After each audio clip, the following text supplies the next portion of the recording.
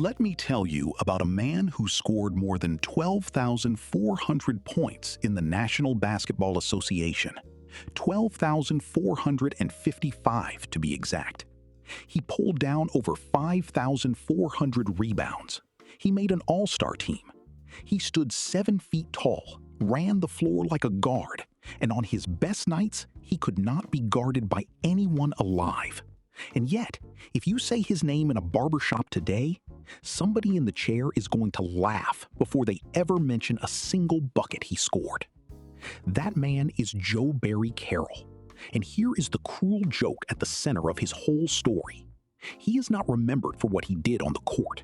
He is remembered for a trade he had absolutely nothing to do with. A deal he never made, never approved, never even knew was coming. Made by men in a front office before he ever pulled an NBA jersey over his shoulders.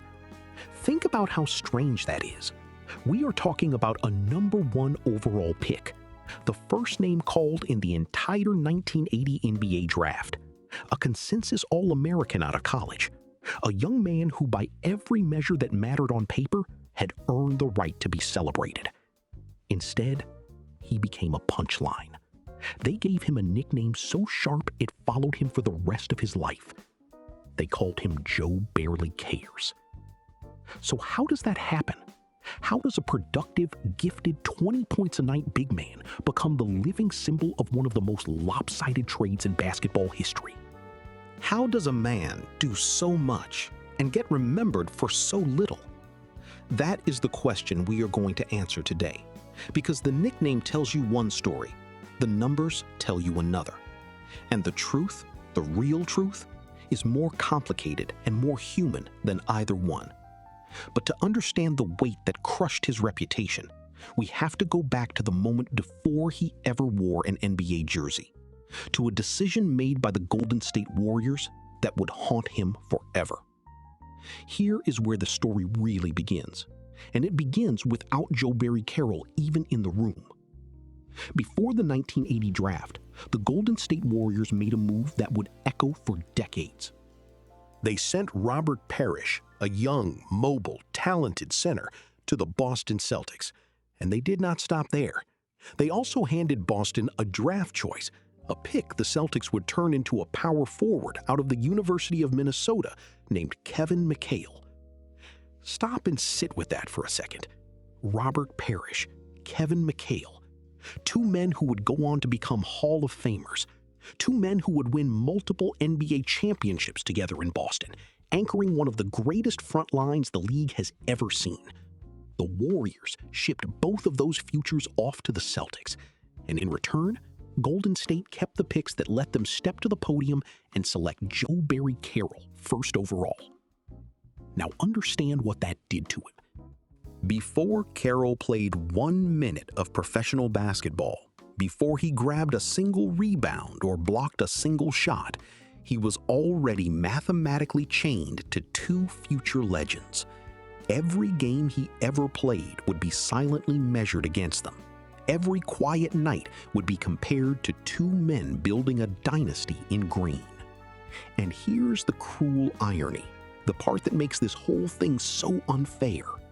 Carroll did not make that trade. He did not pick himself first.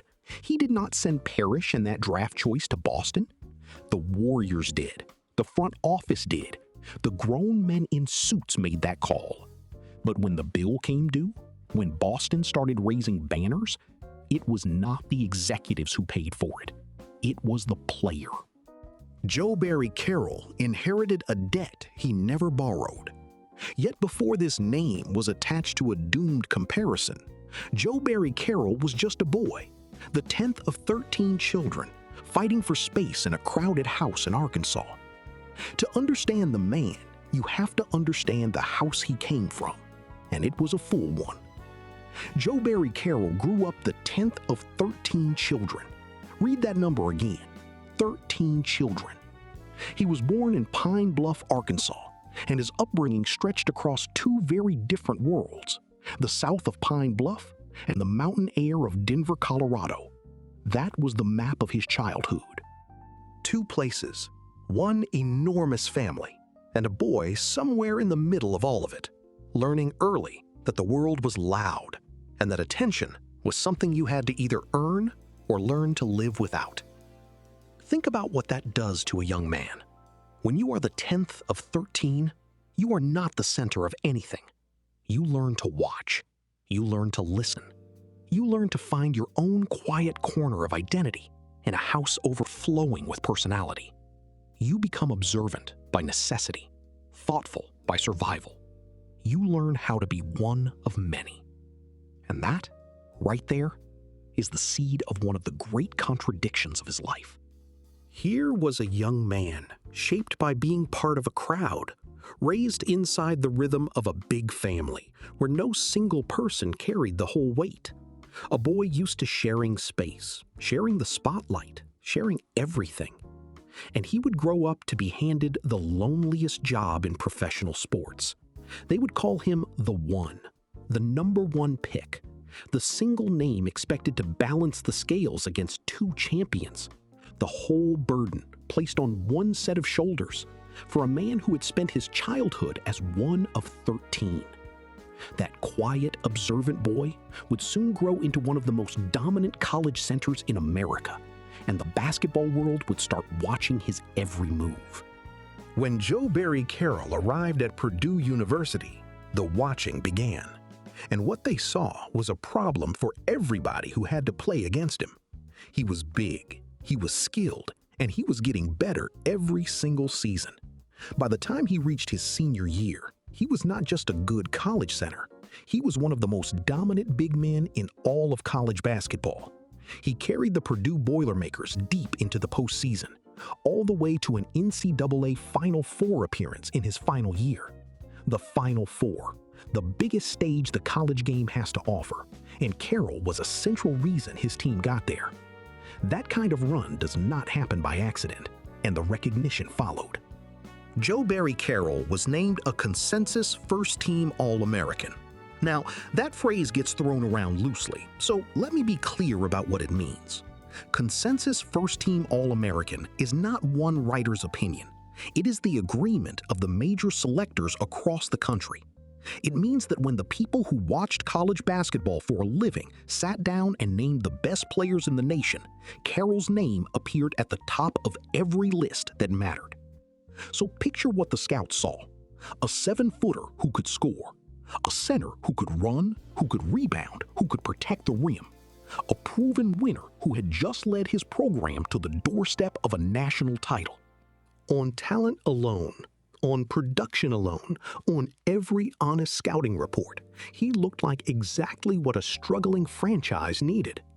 And that, in a strange way, became part of the trap, because the better he looked in college, the higher the expectations climbed. The more impressive the resume, the heavier the burden waiting on the other side. With that resume, the league's worst-kept secret became reality, and on draft night 1980, Joe Barry Carroll's name was called first. But the celebration would last only as long as it took fans to remember what was given up to get him. The 1980 NBA Draft. The Golden State Warriors are on the clock with the first overall pick, and there is no suspense, no surprise, no last-minute drama. They called the name everyone expected: Joe Barry Carroll, first overall.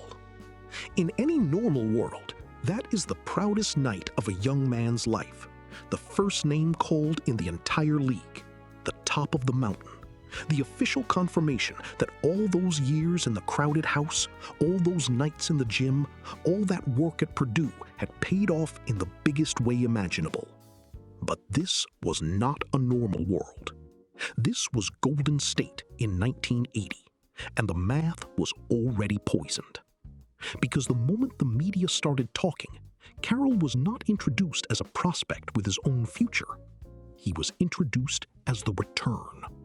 He was the answer to a question nobody let him forget. What did the Warriors get for Robert Parish and the pick that became Kevin McHale? The answer from day one was him.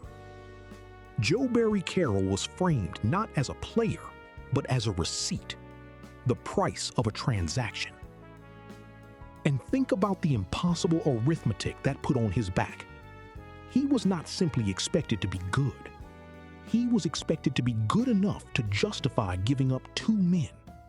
One rookie walking into the league, somehow responsible for outweighing the combined value of two future Hall of Famers building a dynasty somewhere else. No player who has ever lived could win that equation.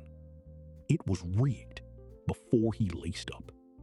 So he stepped onto an NBA court already carrying a weight no 22-year-old should have to hold, already being graded on a curve designed for him to fail. And here is the strange part. When Carroll actually started playing, he was good, very good. So why did almost nobody seem to notice? Here is the part of the story the nickname buried. When the young center finally got on the floor, he played like a man who belonged, not someday, right away. In his first NBA season, Carroll averaged 18.9 points per game. He pulled down 9.3 rebounds a night. For a rookie center walking into the toughest league in the world, those are not survival numbers. Those are starting numbers. Those are building block numbers. He was not hiding on the floor, not deferring, not waiting his turn. He was producing from the jump, and he could go off. On one of his best nights, he poured in 46 points in a single game. Sit with that for a second. A rookie dropping 46. That is the kind of explosion that should have had the whole league talking about the future of the franchise. That is a signature performance, the sort of game scouts point to and say, this one is going to be special. But the scoring was only half of it, because the same young man critics would soon accuse of not caring led his entire team in blocked shots, 121 of them. Think about what blocking shots requires. It is timing, yes, but it is also effort. It is desire. You do not lead a professional team in rejections by floating through games. You lead in blocks by deciding, over and over, that nobody is getting to the rim easy on your watch. And the league noticed.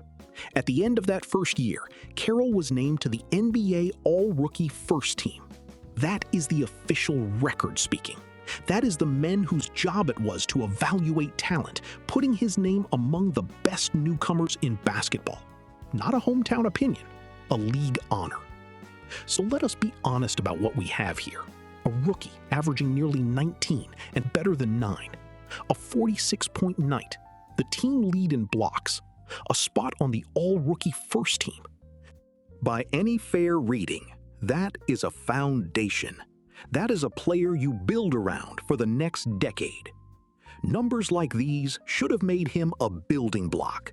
Instead, every box score was measured against two champions in Boston, and the whispers were already starting.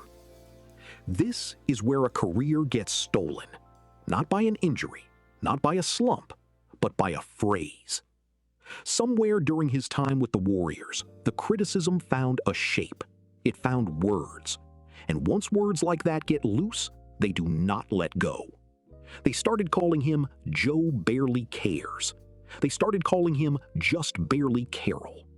Cool little twists on his own name, built to do one thing, to say that this 7-footer did not try hard enough. Now let me be careful and clear here, because this matters. Those nicknames are real. They are part of the documented record of how the public talked about him during those years. But the idea behind them, the notion that he simply did not care, that was a narrative. That was perception. That was the way frustrated fans and critics chose to read his body language and his demeanor on the floor. It was never an established fact about what was actually in the man's heart. There is a difference between what people said about him and what was true. And that difference is the whole tragedy. Because think about where this came from. He played for a struggling franchise. He was the face of a trade that looked worse with every Boston banner. And he carried himself with a certain calm, a certain quiet. Remember, this was the watchful boy from the crowded house, the one who learned to be still. To some observers, that stillness read as indifference. A quiet big man in a losing situation, attached to a hated deal, became the easiest target in the building. And here is the dangerous power of a nickname. Once the public decides how to see you, every fact gets filtered through it. A great game becomes, well, he can do it when he feels like it. A quiet night becomes, see, he doesn't care. The label does not describe the man anymore. The label rewrites him. It becomes the lens, and after a while, people stop watching the player at all and just keep confirming the story they already believe. But labels are one thing, the scoreboard is another. And in the 1982 to 1983 season, Joe Barry Carroll was about to put up numbers that should have silenced every critic in the building. If the nickname was the accusation, the 1982 to 1983 season was the rebuttal, and it was loud. That year, the man they accused of barely caring averaged 24.1 points per game, a career high. Read that against the insult. You do not stumble into 24 a night by accident. You do not coast to it. To score at that level across a full NBA season, you have to show up, game after game, against the biggest and strongest bodies in the world and impose yourself. He paired it with 8.7 rebounds a night, doing the dirty work in the paint right alongside the scoring. And then came the night that should have ended the argument forever. March 5th, 1983. The Warriors faced the Utah Jazz, and Carroll put on a clinic. 52 points. 52. A career best, and one of those performances that turns a normal game into a story people tell for years. 100 and then some from a single man in a single night. So sit with the contradiction, because it is the heart of all of this. How does a man who supposedly does not care drop 52 points on a professional team? How does someone accused of lacking effort lead a season at 24 a game? You cannot fake that. You cannot loaf your way to a career-high scoring season and a 52-point eruption. Those numbers are not the work of a man going through the motions. They are the work of a man who is, on his best nights, genuinely dominant. This is the central injustice of his story, laid bare. The scoreboard kept telling one truth, the nickname kept telling another, and the public, for the most part, decided to believe the nickname. They held on to the insult and waved away the evidence. They had already made up their minds, and a 52-point night was not going to change them. And then, at the absolute peak of his powers, Carroll did something almost nobody saw coming. He walked away from the NBA entirely and disappeared to another continent. Picture the timing of this. He had just shown what he could do at the highest level. He was a proven 20 points a night scorer in his prime. And in 1984, instead of staying put and cashing in on all of that, Joe Barry Carroll did something that stunned the basketball world. He left. He packed up and went to Italy to play for CMAC Milano. You have to understand what that meant in that era to grasp how shocking it was. This was not today, where the global game is connected and players move across oceans all the time. In the early 1980s, a top American talent in his prime walking away from the NBA to play in Europe was almost unheard of. The NBA was the mountaintop. You did not leave the mountaintop voluntarily. Yet that is exactly what he did, and people back home could not make sense of it. And of course, the nickname crowd had their answer ready. To them, it was just more proof. A man who barely cares, they said, finally proving he would rather collect a paycheck overseas than fight in the league that mattered. That was the easy reading, the one that fit the story they had already written about him. But step back and ask the harder question, because the easy answer ignores everything we know about this man. Here was someone who had spent years carrying a burden he never asked for. Years of being graded against two legends. Years of hearing his name turned into an insult no matter what he scored. So when this thoughtful, observant man chose to leave, Was that really laziness? Or was it something else entirely? A man with the independence to walk away from a place that refused to see him clearly, and the ambition to go prove himself somewhere new. That is the real question hanging over the decision. Was Italy an escape from an impossible situation, or was it the boldest competitive bet of his life? What happened in Italy would prove that Carroll could win, and win big. The only question was whether anyone back home would care. So let us settle the question the way it deserves to be settled, with results. Because whatever people back home wanted to believe about why he left, what Carroll actually did once he got to Italy does not look anything like a man running from competition. He went over to Milan, joined CMOC Milano, and he won. Not a nice little stat line on a middling team. He won a championship. Carroll helped CMOC Milano capture the Italian League title, the top prize in one of the strongest basketball countries in Europe. And he did not just ride along for it. He was named to the All-League team, which is their way of saying he was among the very best players in the entire competition. The best of the best, recognized officially in a country that took its basketball seriously. And he was not finished. He also helped his club lift the FIBA Courage Cup, one of the major European trophies of that era. So add it up: an Italian League championship, an all-league selection, a Continental Cup. In his time overseas, the man they called Joe Barely Cares did something a whole lot of NBA stars never managed to do in their entire careers. He won a title and got named one of the best players in his league while doing it. Now hold that against the nickname one more time, because the contrast is almost absurd. The story back home said he was indifferent, that he coasted, that he did not have the fire.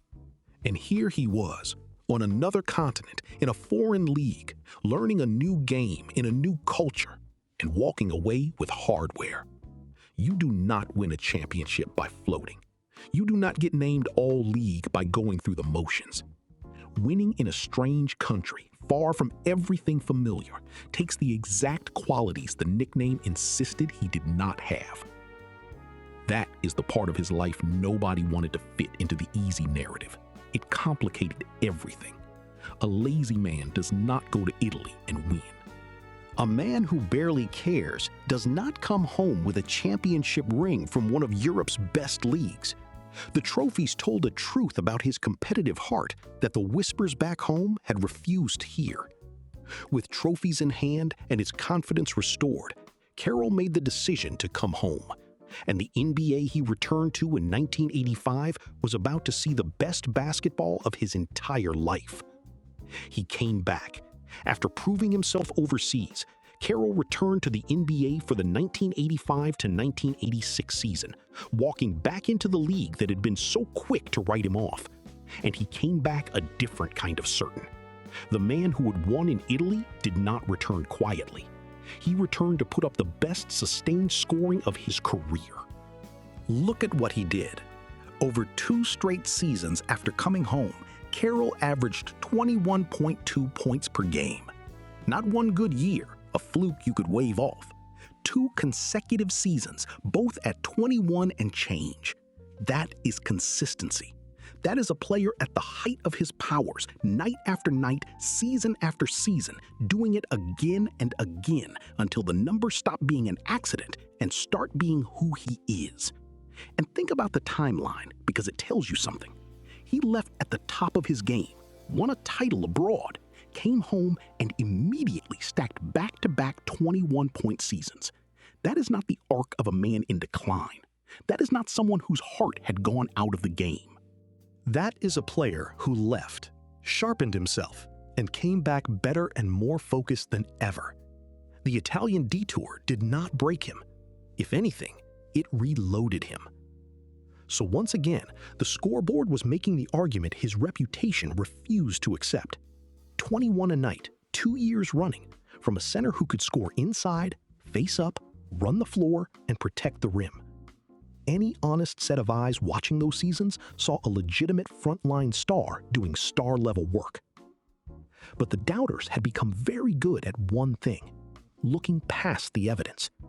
They had spent years explaining away his best games. So even 2 straight 21-point seasons could be filed under the same tired excuses. He needed something undeniable. A single night so complete, so exhausting, so clearly the product of pure effort that not even the harshest critic could twist it into a knock. And on one unforgettable February night in 1987, across 4 exhausting overtimes, Joe Barry Carroll would deliver a performance that even his harshest critics couldn't ignore. February 1st, 1987. Mark that date, because it is the night the effort argument was settled on the floor. The Warriors and the New Jersey Nets played a game that simply would not end. Regulation could not decide it. 1 overtime could not decide it. 2 could not. 3 could not. It took 4 overtimes, 4, before the thing was finally settled, with Golden State winning by a final score of 150 to 147. A marathon, a test of will and legs and lungs that pushes a man far past the normal limits of a basketball game. And in the middle of all that, dragging his team through every grueling extra minute, was Joe Barry Carroll. When the dust finally settled, his line read 43 points and 24 rebounds. Sit with that. 43 and 24 across 4 overtimes in a game that asked everything a body had to give, and then asked for more. Now here is why this night matters so much in his story. You cannot fake your way through 4 overtimes. You cannot coast for that long. A man who supposedly does not care does not grab 24 rebounds. Rebounding is the purest hustle stat there is, pure want to, pure willingness to bang bodies and chase the ball when your legs are screaming at you to stop. And he did it deep into a 4th extra period when everyone on that floor was running on fumes. That is not the box score of an indifferent man. That is the box score of a warhorse. Not a hometown opinion, not a fan vote of pity, a place among the elite, earned and recorded. So here was a man who had been mocked for years, finally getting his due. The 4 overtime epic and the all-star nod were validation, plain and simple. For one stretch, the truth of who he was on a basketball court broke through all the noise. The all-star nod was validation. At last. But the real test of greatness comes in the playoffs, and that spring, Carroll would finally get his moment on basketball's biggest stage. Regular season numbers are one thing. The playoffs are where reputations are truly forged, and in the spring of 1987, Carroll finally got his chance to write his name on that stage. Golden State made a push, and Carroll was right at the heart of it. The Warriors got past the Utah Jazz and powered their way into the Western Conference semifinals, deep into the bracket, into the rounds where only serious teams survive. And he carried his regular season form right into the postseason, where the pressure climbs and the competition stiffens. Across that playoff run, he averaged 20 points, 4.8 rebounds, and 1.6 blocks a night.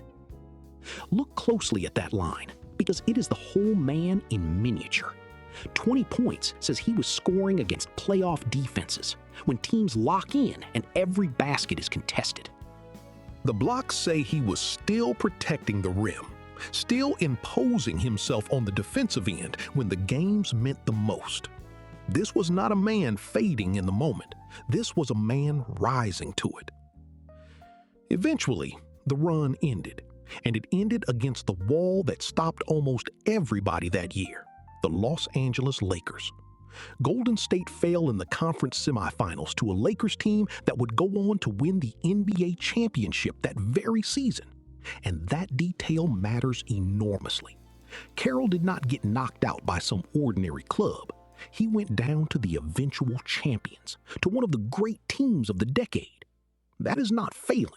That is losing to greatness, the way most teams in the league lost to greatness that year. There is no shame in it. There is honor in it. So step back and look at where things stood. a title, and an all-league honor in Italy, 2 straight 21-point seasons back home, a 43-24 night across 4 overtimes, an all-star selection, a playoff run that ended only at the hands of the champions. By any fair accounting, this was a man at the peak of a strong, proud career, doing winning things on every stage the game offered. It should have been the launch pad for a celebrated late career run. Instead, within months, Golden State made a move that would send Carroll's career into a sudden and painful decline. December of 1987. Carroll was coming off an all-star season, a 4-overtime masterpiece, and a playoff run that ended only against the champions. He had every reason to believe the best stretch of his career was still in front of him. And then, the front office made its move. The Warriors traded him. They packaged Carroll together with Sleepy Floyd and sent both of them to the Houston Rockets. In return, Golden State brought back Ralph Sampson and Steve Harris. Just like that, the man who had carried that franchise on his back, who had set records in that uniform, who had just come within a round of the conference finals, was gone. Uprooted in the middle of a season, in the middle of his prime, and shipped off to a new city to start over. Now think about what a trade like that does to a player, especially this one. Here was a man who had spent his whole life learning how to find his footing in unfamiliar rooms, the 10th child in a crowded house, the rookie chained to a trade he never made, the American star who went to Italy and had to learn a new game from scratch. He knew how to adapt. But adapting takes time and chemistry and a role you understand. A mid-season trade rips all of that away overnight. And the numbers tell you exactly how hard the landing was. In the 4 seasons before that trade, Carroll had averaged 20 or more points in every single one. 20 plus, 4 years running. That is elite, sustained production. Then he got moved to Houston, and his scoring fell off a cliff. That season, it dropped all the way down to 12.7 points per game. Read those two numbers side by side. From a man who poured in 20 plus year after year to barely better than 12. That is not a slow fade. That is a sudden, jarring collapse. So what happened? Some of it is fit. Some of it is role. On a new team with a new system and different stars, a player who once ran the offense can suddenly become an afterthought. But you cannot ignore what a move like that does to a man's spirit either. To be dealt away at the very moment you have finally silenced your critics, to lose your home, your touches, your rhythm, all at once, that wears on a man. From that point on, the man who once dropped 52 in a night became a journeyman, bouncing from team to team, and the league seemed to be quietly closing the door on him. There is a particular kind of hard that comes at the end of a career, and Carroll lived every bit of it. Once you have been the centerpiece, the number 1 pick, the all-star, the franchise scorer, becoming a role player is its own quiet heartbreak. You go from the man the offense runs through to the man fighting just to stay on a roster. After Houston, the back end of his career became a tour of the league. He spent time with the New Jersey Nets. He landed with the Denver Nuggets, a return, in a sense, to one of the places that had shaped his childhood. And he finished up with the Phoenix Suns. 3 more stops, each one shorter on the spotlight than the last.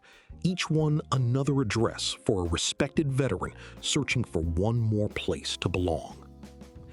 And there is something almost poetic and a little painful about watching this particular man go through it.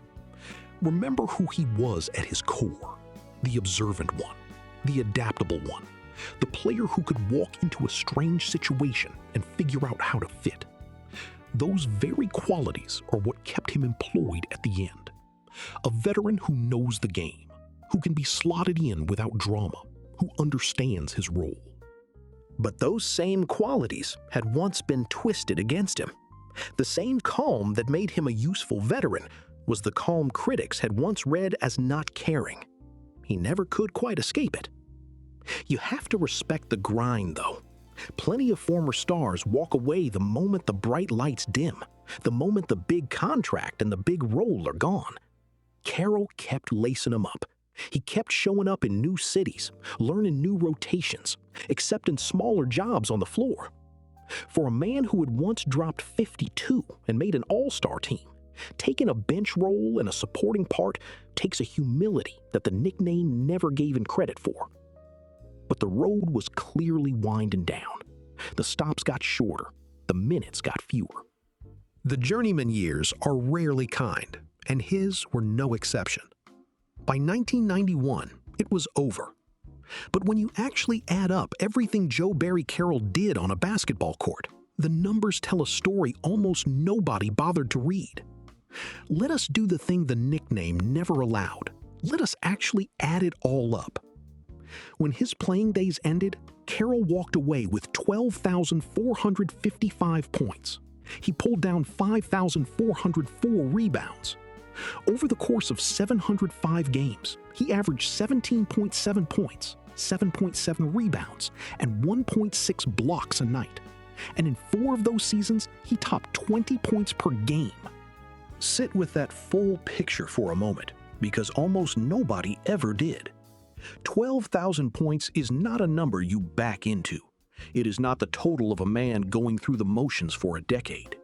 It is the accumulation of hundreds and hundreds of nights of showing up and producing against the best big men in the world. Most players who ever pull on an NBA jersey never come anywhere close to 12,000 points.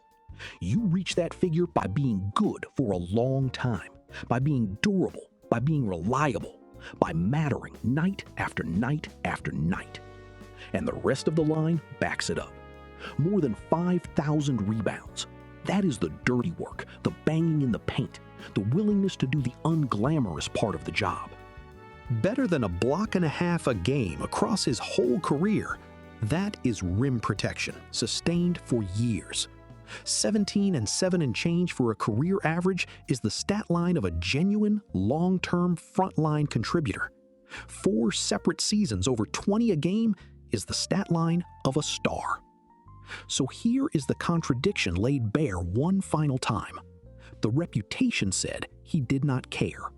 The numbers say he cared enough to produce at a high level for years in multiple cities through a mid-season trade and a fade into a role player. The reputation said he was a disappointment. The body of work says he was, by any honest measure, a productive and at times dominant professional. Those numbers were always there. They were always available to anyone willing to look them up, but the nickname was louder than the box score, and most folks never bothered to do the math. And if you think those totals were impressive, wait until you see where his name still sits today in the Golden State Warriors' own record books. Here is the part that ought to stop the laughter in any barbershop cold.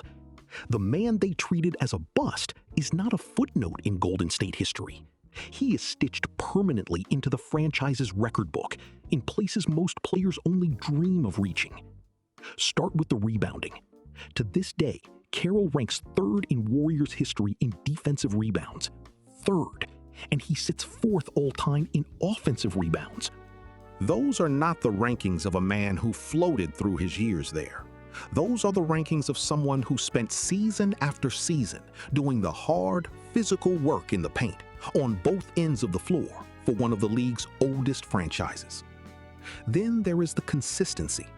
In every single season he played for Golden State, Carroll scored at least 1,000 points. Every year. Not most years. Every year he wore that uniform, he reached 1,000 points. That is the very definition of reliability, the kind of steady production a franchise builds its nights around. And then there is the record that crowns it all. When Carroll left Golden State, he departed as the franchise's all-time leader in blocked shots with 837. Read that one more time.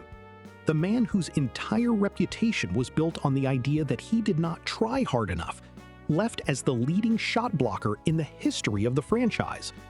Blocking shots is effort made visible. It is timing and want to, and the refusal to let anyone score easy.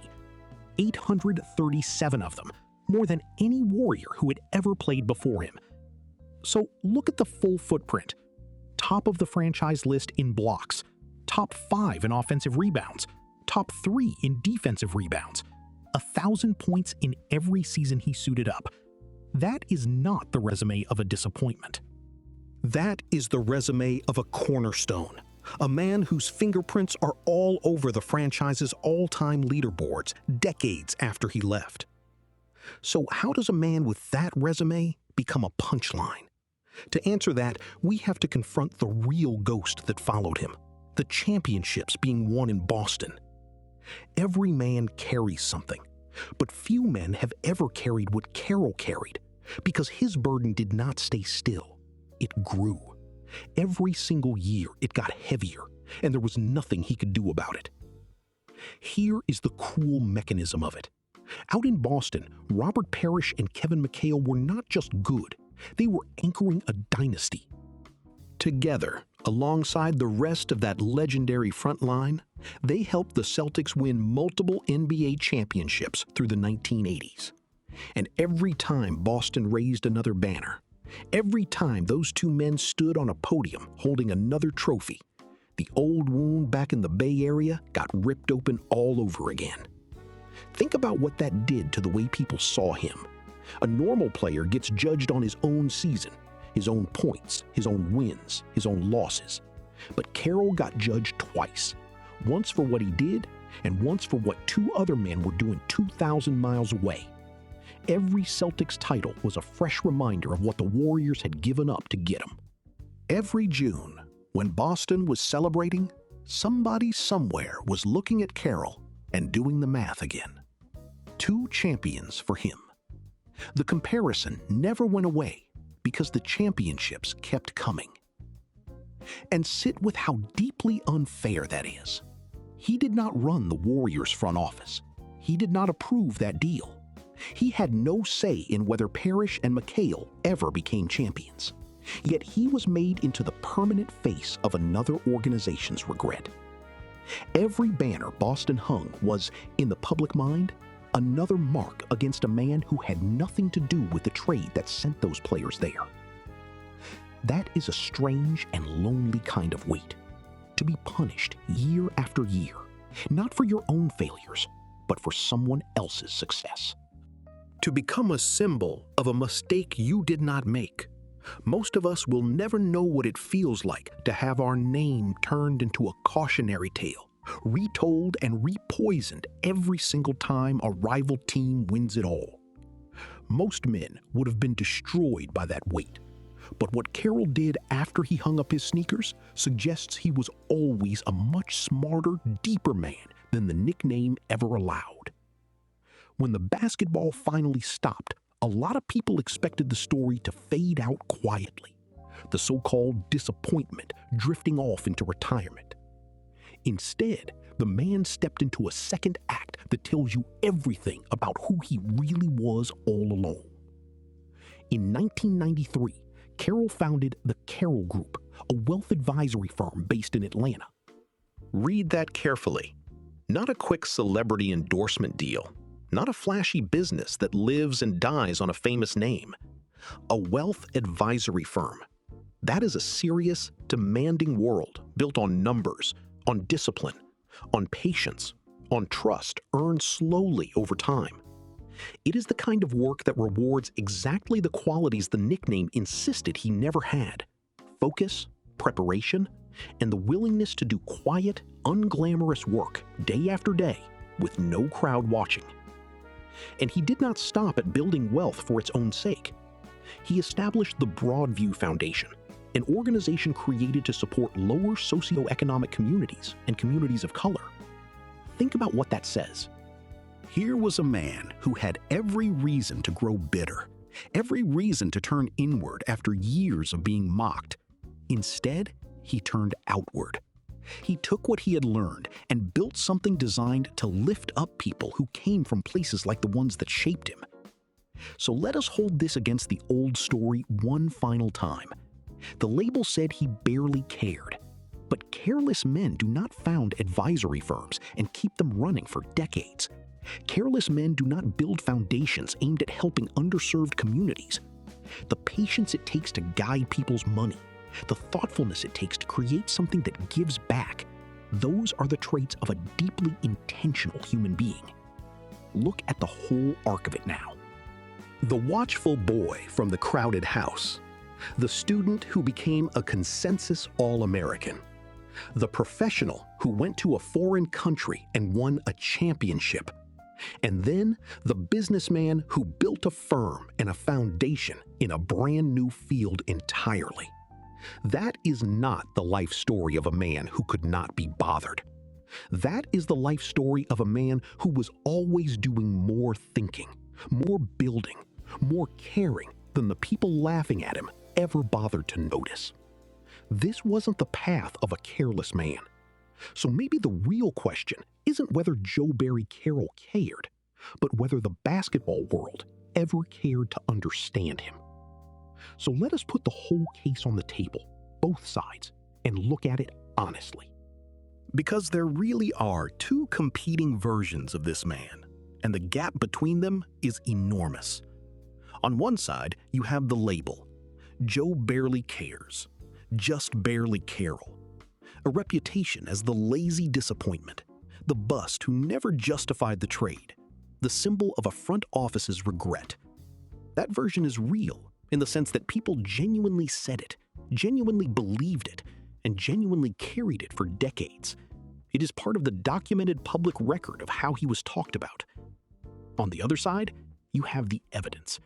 An NBA All-Star, a man who once scored 52 points in a single game, a European champion who was named All-League in one of the strongest basketball countries on that continent, a player who averaged over 20 points a night in 4 separate seasons, the all-time blocked shots leader in the history of a proud franchise with 837 of them, 12,455 points across 705 games. That version is real too, and it is written in the cold, permanent ink of the record books. Now here's the honest part, the part too many storytellers skip. The criticism of his effort was a narrative. It was perception, the reading of a quiet man's body language by frustrated fans and critics in a losing situation. It was never proven as fact about what lived in his heart. And in all the digging into his story, there is no famous on-record moment of Carroll firing back, no signature quote where he answered his accusers and set the whole thing straight. He largely let the noise be noise. That silence has left the question hanging, unresolved, for decades. So which version is true? Maybe the most honest answer is that both can coexist. Maybe a man can carry himself in a way that some people misread and still produce a body of work that screams effort and excellence. The accusation lived in the eye of the beholder. The achievements live in the box scores. And when you set the unprovable narrative against the documented record, you have to ask which one actually deserves your trust. Which brings us to the final, lingering truth about Joe Barry Carroll. A truth that says as much about us, the fans, as it does about him. So what do we do with a story like this? Because in the end, this was never really about whether one tall man from Pine Bluff could play basketball. The record settled that question a long time ago. This is a story about expectation, about what happens when we decide who a person is before they ever get a fair chance to show us. From the night his name was called first, he was not allowed to be his own player. He was a receipt, a comparison, a measuring stick held up against two legends building something somewhere else. And once the crowd settled on that story, 12,000 points and an all-star nod and a franchise blocks record could not break it. The nickname was simply louder than the truth. And that should make every one of us pause. Because think about how many times we have done the same thing from the stands. How many players have we booed, laughed at, written off with a cruel nickname, without ever once looking up what they actually accomplished? How many men did far more than we gave them credit for, while we kept repeating the easy joke because the joke felt good. That is why his story works like a mirror. It does not just ask what was wrong with him. It asks what was wrong with the way we watched him. We decided he was a failure because he did not outweigh 2 Hall of Famers on a scale that no human being could ever balance. We measured his success by an impossible standard and then blamed him for falling short of it. Look at the full life one more time. The man who got past the Jazz and lost only to the eventual champions. The man whose name still sits near the top of a storied franchise's record book. The man who walked off the court and quietly built a firm and a foundation, helping people in the kinds of communities that raised him. By any honest accounting, that is a life that did far more than fail. So the next time you hear somebody in a barbershop laugh at a name, the next time you are ready to write off some so-called draft bust with a clever nickname of your own, remember this man. Remember that behind the easy joke, there may stand someone who quietly did far more than anyone ever gave him credit for. And ask yourself honestly whether the failure you are laughing at was ever really his, or whether it belonged to all of us for never bothering to look closer.